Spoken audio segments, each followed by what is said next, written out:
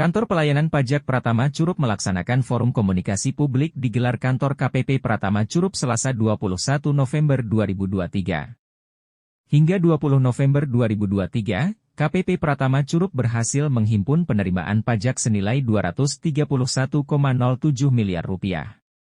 Penerimaan itu dihimpun dari 25.926 wajib pajak yang tersebar di Rejang Lebong, Kepahyang dan Lebong. Dalam sambutannya, Kepala KPP Pratama Curup menjelaskan.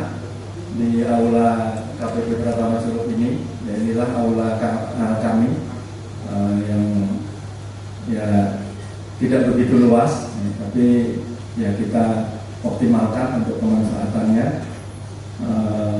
Mungkin dari Bapak Ibu sudah beberapa ada yang sering ke kantor pelayanan pajak Pratama Curup, mungkin juga ada yang baru pertama kali.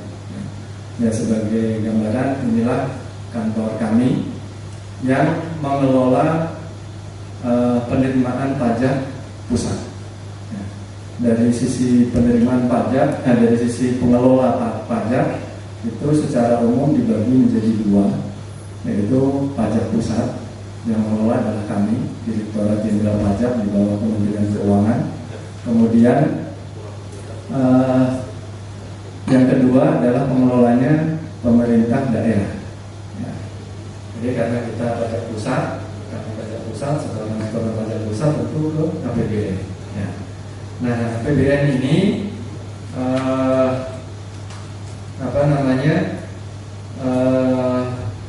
gambarannya, porsinya untuk dari sisi penerimaan negara itu tahun 2023 ini untuk penerimaan pajak. Termasuk tadi untuk sosialisasi layanan, kami tegaskan sekali lagi, seluruh layanan perpajakan itu tidak dipungut biaya. Bapak Ibu lebih bagus datang ke sini langsung. Ya. Sampai pun pemeriksaan, kalau misalnya ada data Bapak Ibu masih tidak mau mengklarifikasi, kita uji dengan pemeriksaan. Ya, nanti ada terbit yang namanya Surat Ketetapan Pajak Kurang Bayar atau SKPKB. Ya, itu pun Bapak Ibu, kalau memang sudah terbit SKPKB, bayarnya bukan lewat orang pajak, bayarnya harus lewat apa? Lewat bank. Digital online itu membuat kode billingnya. Ya. Jadi Bapak Ibu lewat digital online bikin kode billingnya, bayar atas ketetapan pajak, bayarnya lewat bank. Jangan sampai Bapak Ibu bayar lewat orang lagi, lewat orang pajak misalnya, lewat oknum orang lain.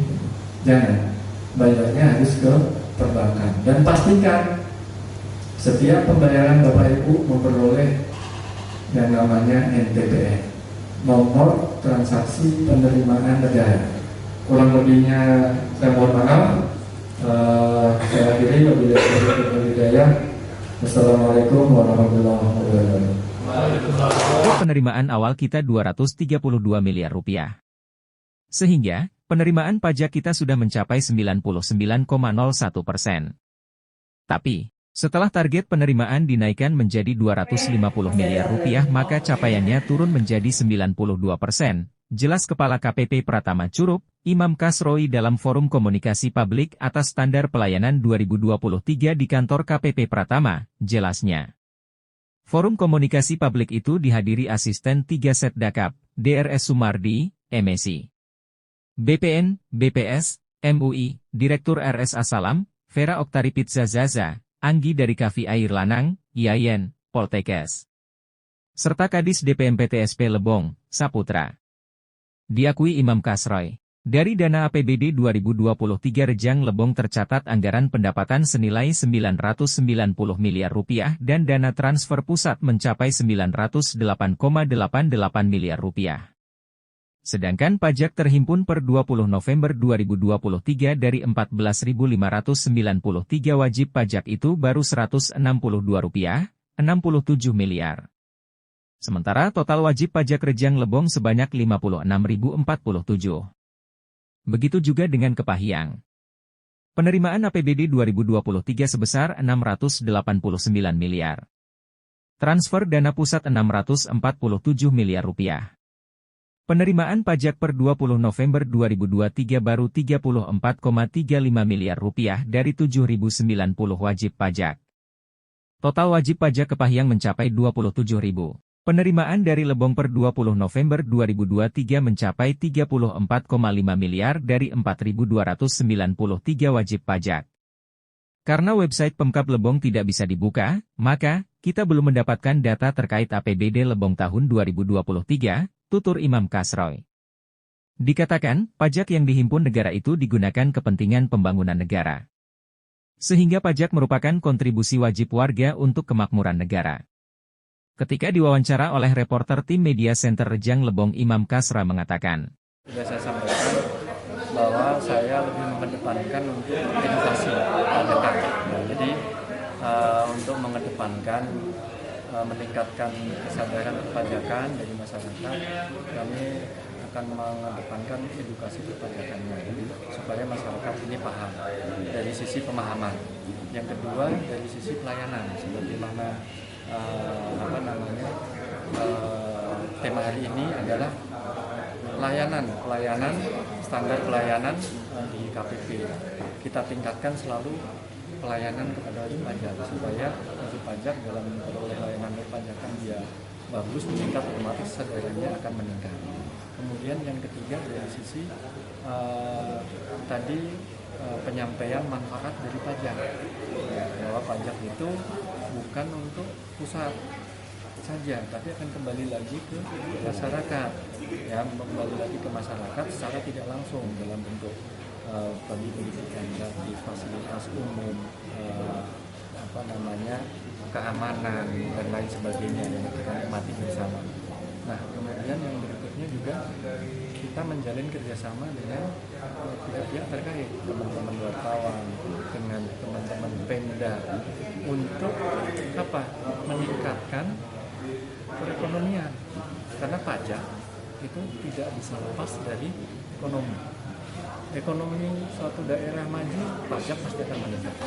Terus ada rencana untuk sosialisasi langsung ke kecamatan atau ke desa-desa? Ya, ke depan kami insya Allah di bulan Januari kita akan mulai melakukan sosialisasi kepada bendahara desa.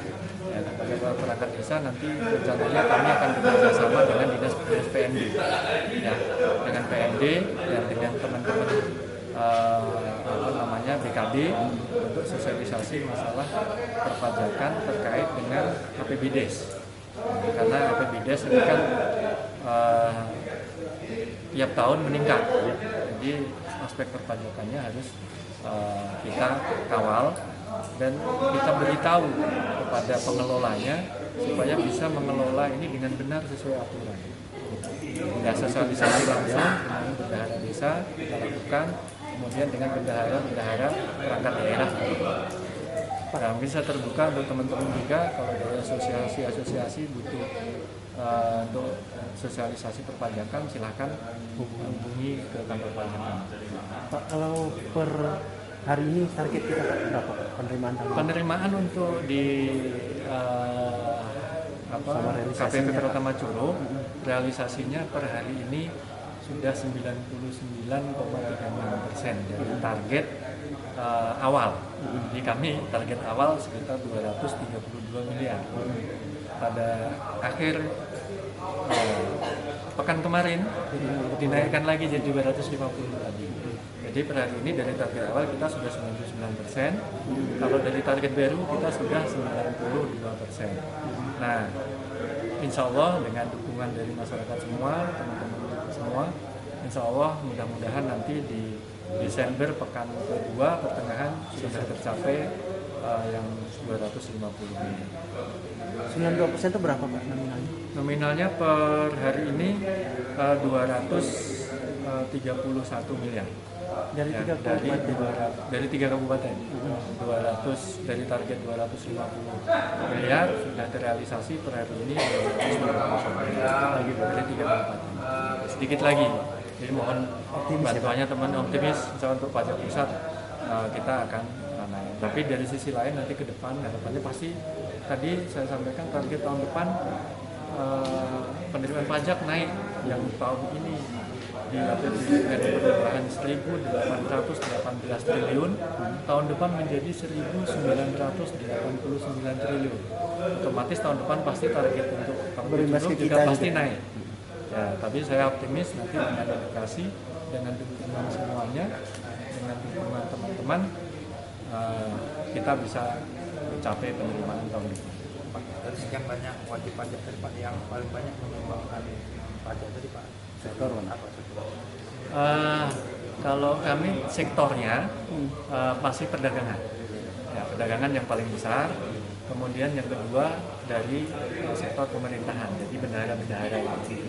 Ya, karakteristik daerah biasanya begitu, dari bendahara yang lumayan besar, terus sektor perdagangan.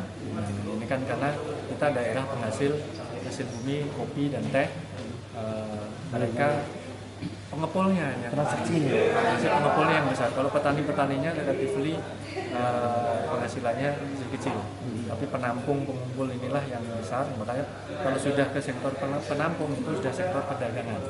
Makanya perdagangan peranan yang paling besar saat ini. Dari 130 ribuan wajib pajak tadi Pak, yang 103. Ya 103 ribu tadi Pak, yang aktif tadi cuma 25 ribuan. 26 ribu. Iya. Itu kenapa Pak mereka yang tidak aktif itu? Bisa banyak hal, bisa dia pensiun, gitu ya, sudah tidak ada usaha lagi, atau sudah tadinya punya NPWP sendiri, belum nikah, akhirnya ikut suaminya yang dia sendiri, jadi tidak efektif lagi. Jadi banyak faktor,